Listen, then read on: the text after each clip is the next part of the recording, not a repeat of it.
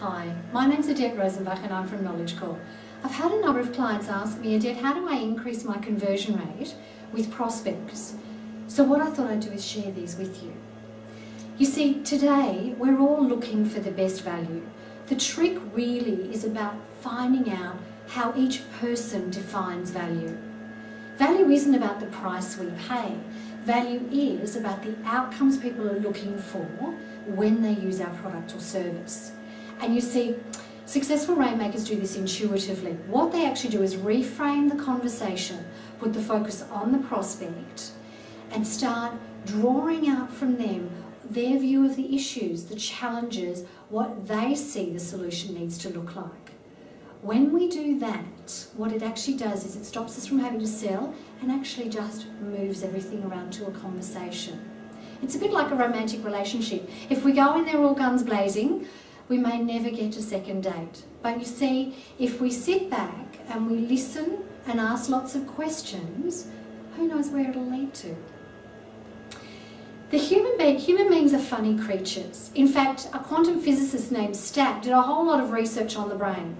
What he actually found was that when we try and change someone's behaviour before they're ready for it to change, so in our case it's about selling someone our services before they've come to the conclusion that they need it as well, the brain actually triggers a whole lot of fear signals, warning signals, and it shuts the brain down.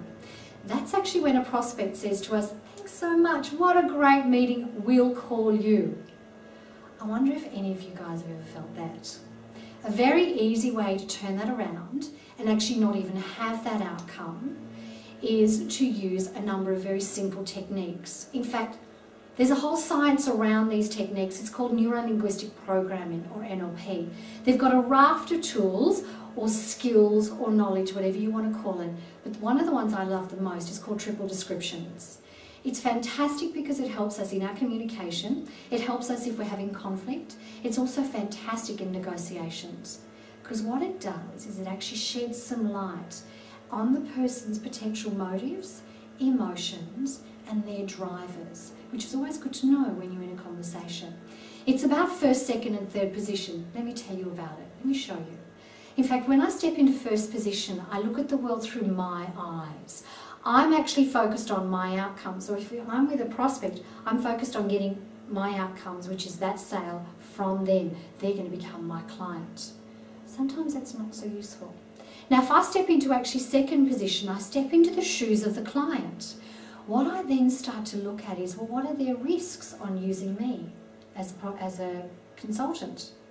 What are the challenges? What are the issues? What are some of the underlying drivers that haven't even come up to the surface, but that are actually going to decide or help the decision-making process? The trick then is to step into third position. It's like the unbiased observer, or the director in a play. You get to see first and second. When it really becomes useful is if Adette wants to say this is the outcome that she's after. But Mr. Prospect has got these risks, it's got these fears and these challenges. So for Adette to get out her outcome, she needs to frame the conversation this way so that they'll listen. This is actually where the magic happens. And the way we do that is through questioning, very simply. Find out their view of the problem. Find out their view of the solution. What about their view of value? Maybe very different to yours. And don't forget, what are their budget parameters and their pricing? And just like a romantic relationship, when we feel heard, when we feel listened to, trust builds. Trust is the foundations of a relationship. So I'm wondering, next time you're in a meeting with a prospect, are you going to stand in first position? Or may you just remember what I've said and stand in second and third, ask the right questions that draw out their view of the world and actually have a much higher conversion rate. Good luck with your meeting. I'd love to hear how you go. Please leave a comment below if you like. Thank you.